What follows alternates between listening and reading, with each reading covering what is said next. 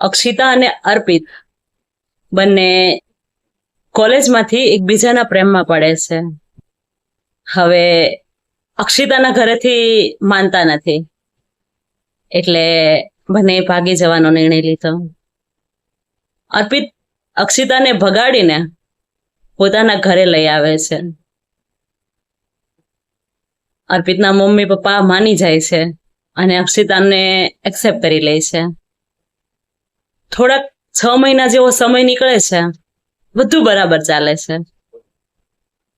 પણ થોડાક દિવસો થાય છે એટલે સાસુ વચ્ચે નોકઝોક શરૂ થવા લાગે છે.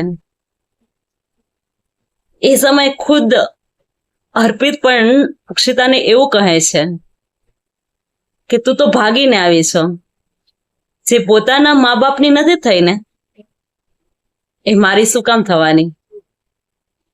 અને આ જ વાત અક્ષિતાને બહુ હર્ટ કરી જાય છે.